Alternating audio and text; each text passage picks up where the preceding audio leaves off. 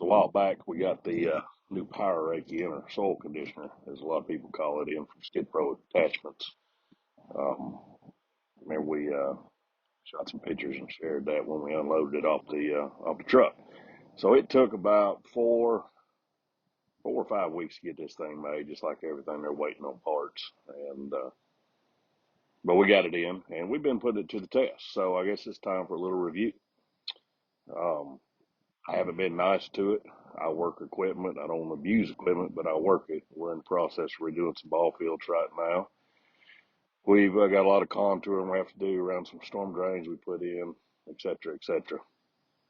So I need a new power rake because I hadn't had one in years, since back when I got out of business and sold everything. But so I went with the Skid Pro brand. This is the third piece of equipment I bought from them, and I've been real happy with their service. So I got a grapple bucket rake combination from them, ordered a trencher from them, and then this here was the third piece. So let's take a look and see what we got here. So as you can see, we got the Skid Pro soil conditioner power rake on the John Deere 333G right there. Yeah, that thing is filthy. We got a little rain last night. The other day I was working around a drain that's holding a little bit of water and cutting it backwards with the power rake so it slings it towards you. And yeah, it splattered a little bit of mud. But now we're in high dust conditions. So as you see, this power rake is filthy as well. This is reality. I didn't figure it was good to do a review video with one all polished up looking brand new. It is not brand new any longer. So before, I think we did a little video and showed, some of the highlights of it. Looks like I just got out of it. So I got a piece of wire wrapped around the drum right down there. It's amazing what we found on this old field. So what do I think about it? I like it. Like everything I've got for Skid Pro, it's built pretty heavy. Um, First time I've ever had this floating hitch concept. Most of the time these things are mounted rigid to the adapter plate. This one here has some pins that you pull out, and then this main assembly will float a little bit. It's got a few degrees of float. And once I figured it out, I've been pretty happy with it.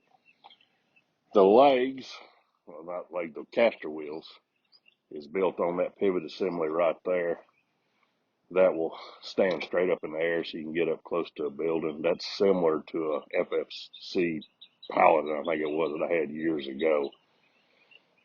But this is a center pivot, so both wheels are hooked on that one pivoting point. Now this is a walking beam, I think is what they call that.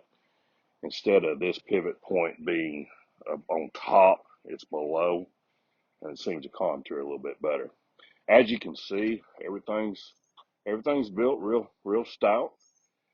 You can do some adjustment on this piece right here. You can do some adjustment on that, similar to kind of how you'd adjust the top link on 3-point hitch, if that's got holes in it. That would raise your wheel assembly up or down a little bit, give you a little bit more if you want to cut harder. Um, it's got a large drum in it. I think that's a 10-inch drum. It's the biggest drum I've ever seen in one. I have the high flow model.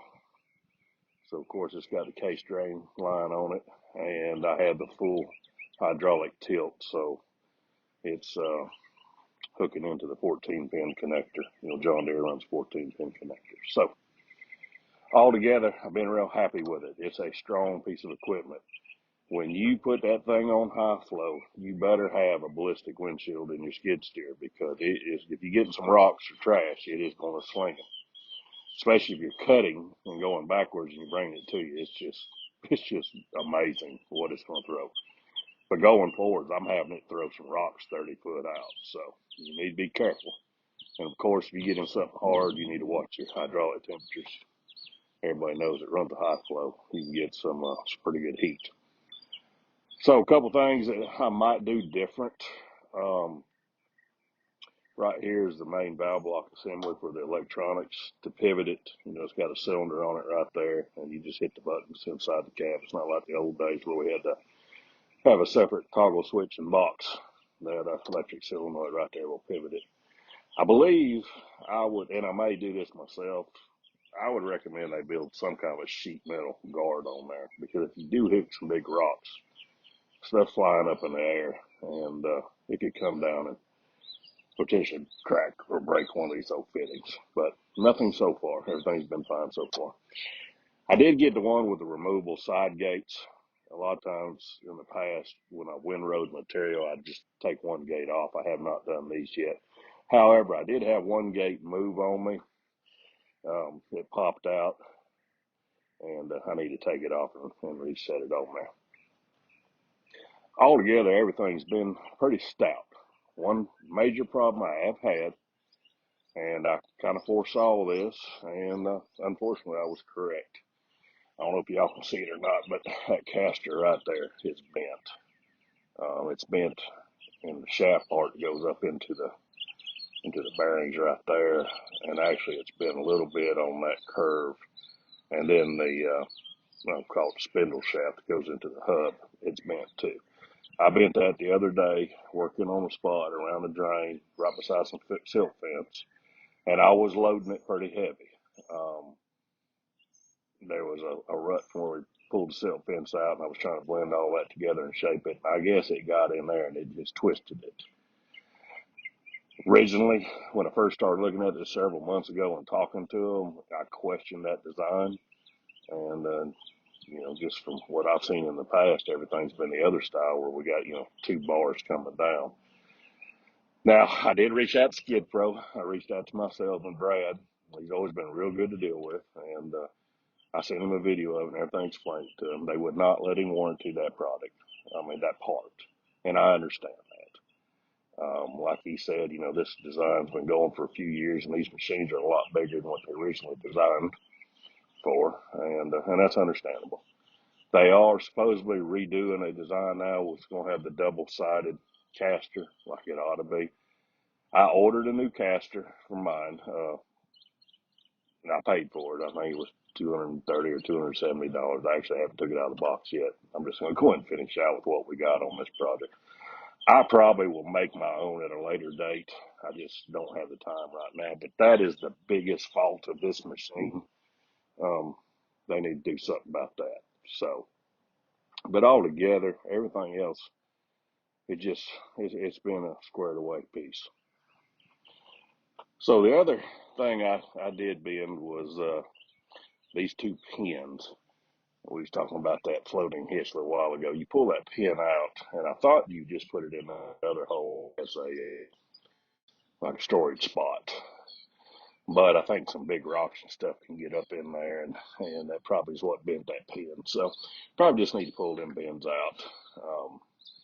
I tell you, that floating hitch, it's really neat. I didn't think I'd like it at first, just from all the years of using the other style, but you got to run things a little bit different. But combined with the tilt,